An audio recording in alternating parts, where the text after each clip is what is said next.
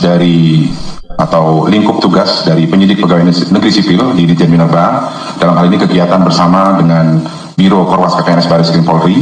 Jadi sesuai dengan dasar hukum yang dinaungi oleh Undang-Undang 8 tahun 81 tentang KUHP pasal 6 ayat 1 huruf A dan B, kemudian Undang-Undang nomor 8 tahun 1981 tentang KUHP pasal 7 ayat 2, dan juga Undang-Undang nomor 8 1981 tentang KUHP pasal 107 ayat 1, dan juga pembahasan pengamatan, kemudian penelitian serta pemeriksaan, ditemukan adanya aktivitas tanpa izin yang terjadi di tempat kejadian perkara yang dilakukan oleh tersangka inisial YH, yang bersangkutan merupakan warga negara RRT atau Republik Rakyat Tiongkok. Mereka, warga negara Tiongkok ini melakukan penambangan emas ilegal, mengeruknya pakai alat berat. Yang jadi pertanyaan, kok bisa mereka secara terang-terangan melakukan penambangan emas secara ilegal? Kenapa harus sekarang baru ketahuan? Dan kemarin yang lebih parah lagi, 40 perusahaan Cina produksi baja ilegal di Indonesia. Pemerintah kecolongan, kata Menteri yaitu Perdagangan Zulkifli Hasan. Enak banget pemerintah mengatakan kecolongan.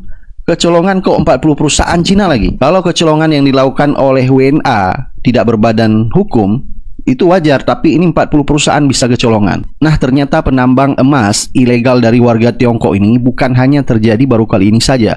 2 tahun kemarin sudah pernah ditangkap mereka, dan ini terjadi lagi. Ini adalah sepertinya pemerintah membiarkan hal ini. Apalagi kemarin kita lihat berita, yaitu Luhut undang petani Cina tanam padi lahan 1 juta hektar. Dan ini lebih gila lagi, pemerintah menjual kedaulatan rakyat Indonesia hanya untuk kepentingan rakyat Tiongkok. Jadi bukan rahasia umum lagi kalau keberpihakan pemerintah kepada rakyat Cina, bukan kepada rakyat Indonesia.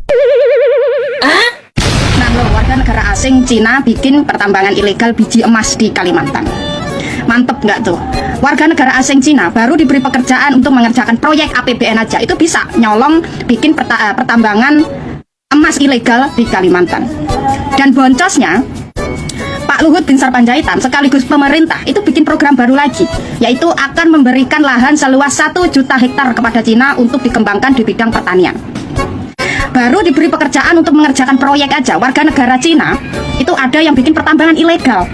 Apalagi kalau diberi lahan seluas 1 juta hektar.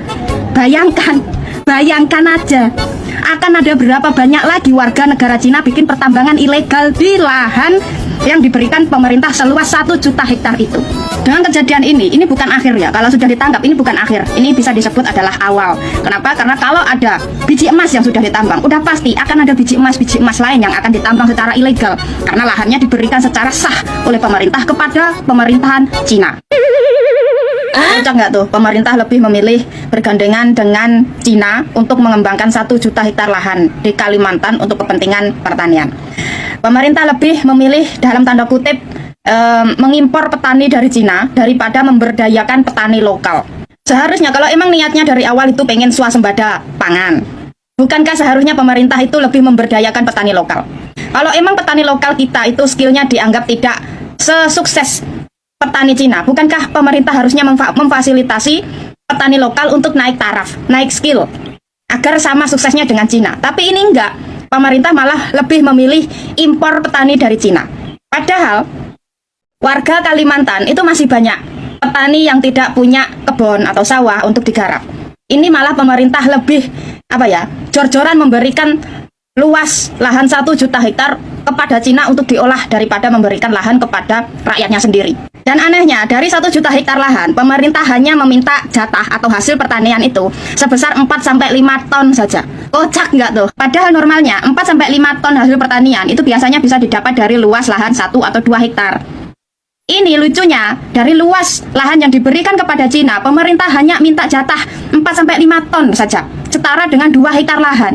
Nah, terus ibaratnya kalau pemerintah memberikan lahan secara bertahap kepada Cina, mulai dari 100 hektar, 200 hektar, sampai total 1 juta hektar, masa iya dari per 100 hektar negara hanya menerima hasil pertanian setara dengan 2 hektar saja?